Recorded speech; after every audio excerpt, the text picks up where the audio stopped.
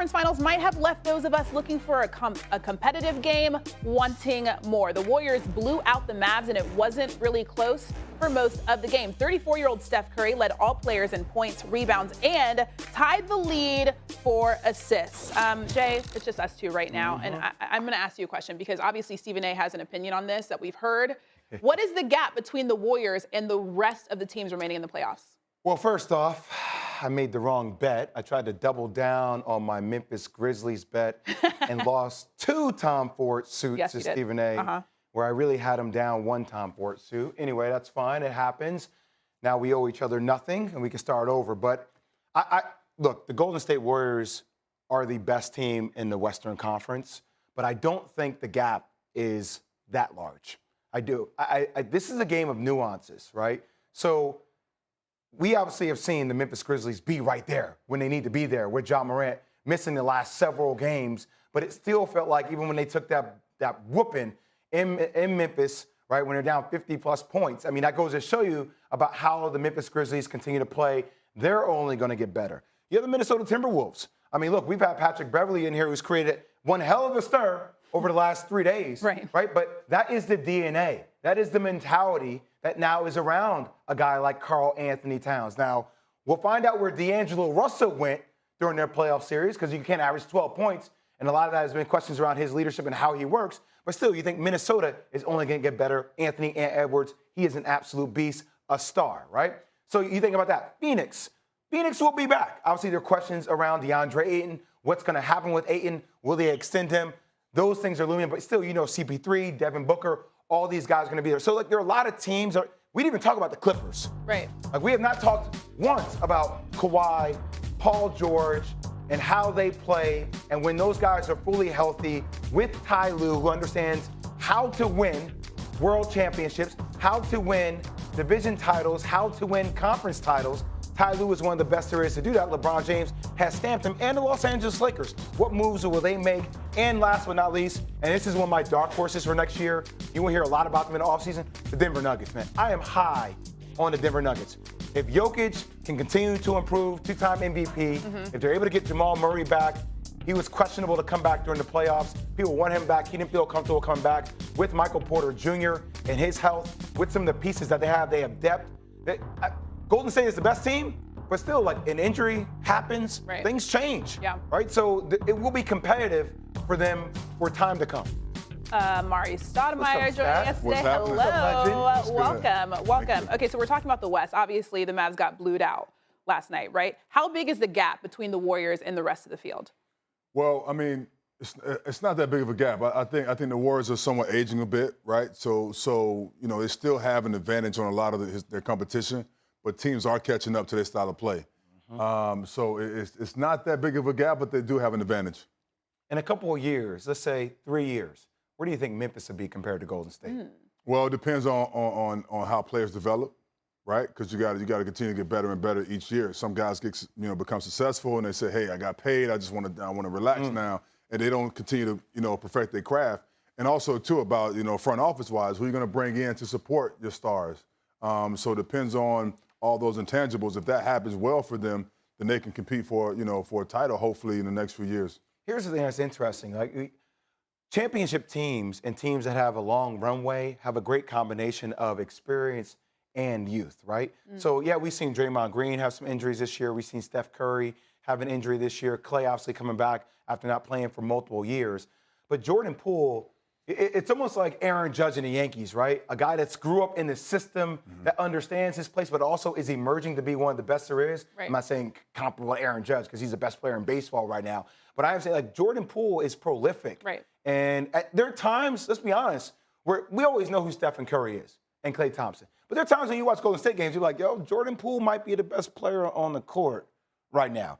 And having that as a young gun in your system that continues to elevate your level of play when you can't do it, like, that's what gives you the thought that Golden State could be around for a long time to come in the next 2-3 years because of the emergence of Jordan Poole. Wendy, let's bring Brian Windhorst into this conversation because, like I said, obviously the Mavs got blued out last night. How do you view the Warriors after that game last night?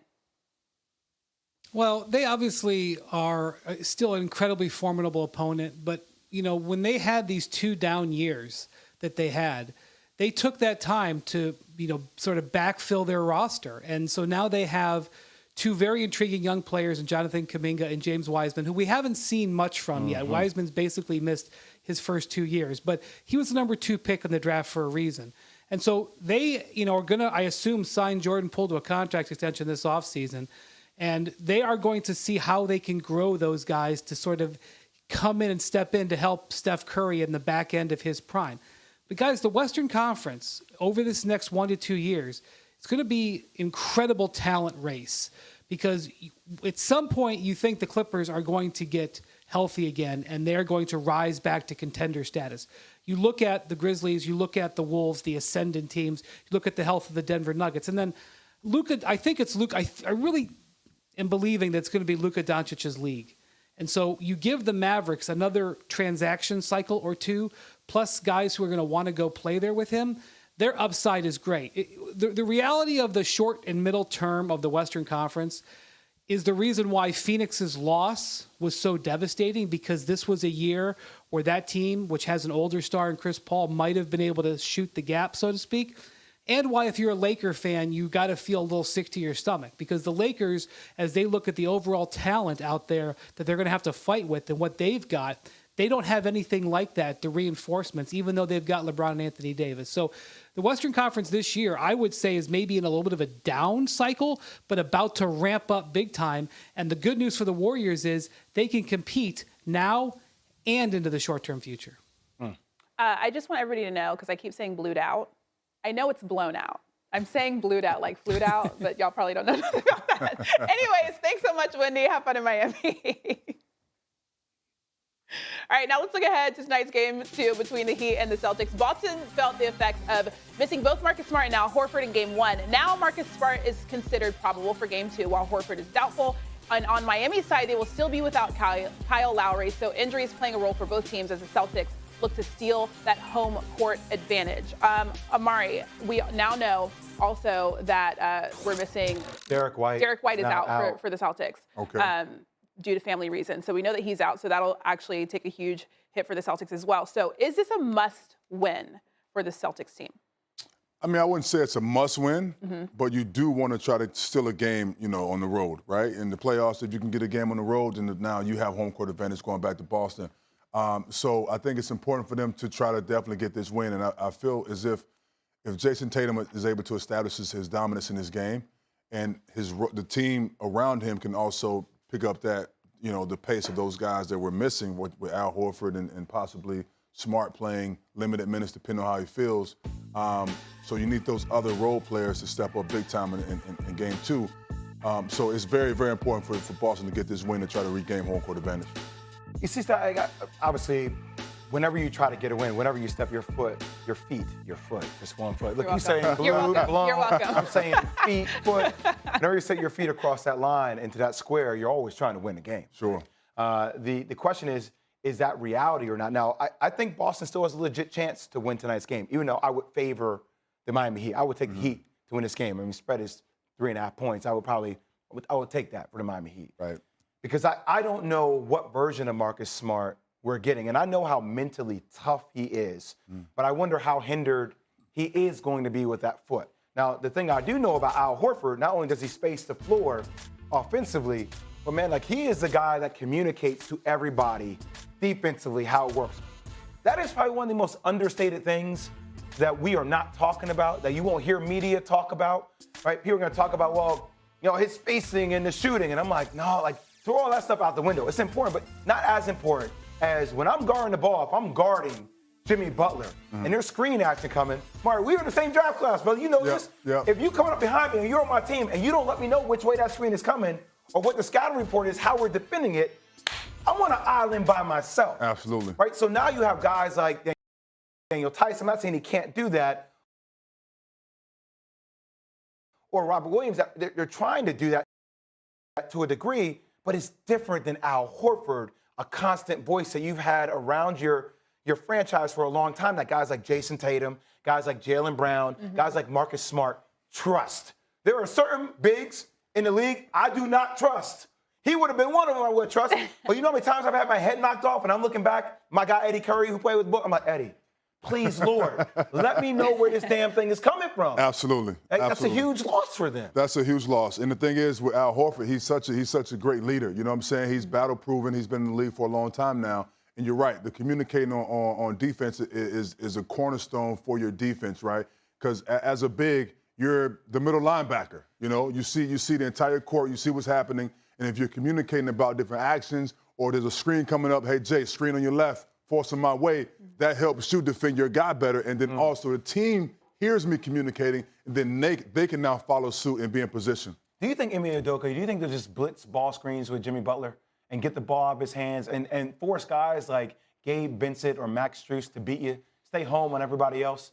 Force those guys to, I know they're good shooters, but force them to make plays. Yeah, it's a tough deal because you have great shooters with Miami Heat, right? You have guys that can space the court. So you don't want to overhelp. You got a great shooter sitting on the bench, and Duncan Robinson that came in 5 times on the court. Yeah, exactly. So if you're able to somewhat defend Jimmy Butler by having Marcus Smart on the court, right, you can let him defend him by himself. But you do want to be able to shrink the court and also on your rotation out, be in that passing lane to deter that pass, to make that pass a tougher pass to those shooters, which gives a guy time to get back for the rotation and contest the shot. When you were with the Brooklyn Nets, how did you guys defend the Miami Heat action? I mean, because there are principles that are similar to Golden State and some of their continuity in which they run. Like, they're a great passing team, and they're great at making reads. Not every NBA team is great at making reads. Might be in spurts, but not the entire length of the game. Yeah, it's a scramble. It's a scramble game, right? You have your guys you got to focus in on. Jimmy Butler being one of them. Bam Adebayo is another guy who keeps the momentum and the flow of the offense going for Miami. So once you understand how that works and you try to game plan against those guys, you want to have the court shrunk. Right? So you want to stop those lanes, man. Jimmy Butler wants to get to the basket. You want to get in the paint. You want to get his shot off inside the three-point line.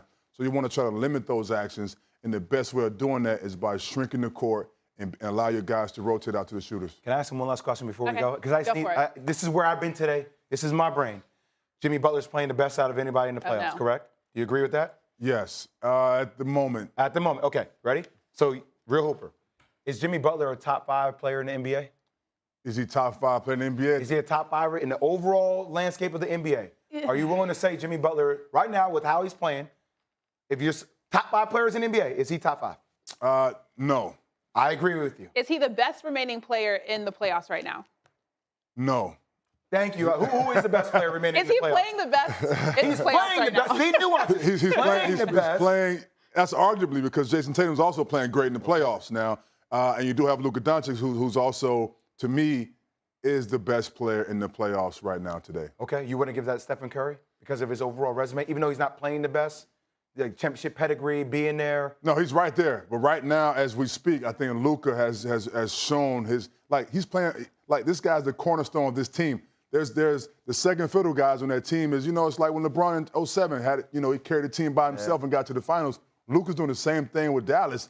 I know, but one of the things I'm starting to lose a little bit of steam on with Luka is and I get it, if you're gifted offensively, nobody really cares what you do on the defensive end, but when you talk about LeBron carrying the team, I at least saw there to be an attempted effort, right? And Monica McNutt came on our show and started talking about Cassidy Hubbard last night was saying, yeah, for Luka, Jason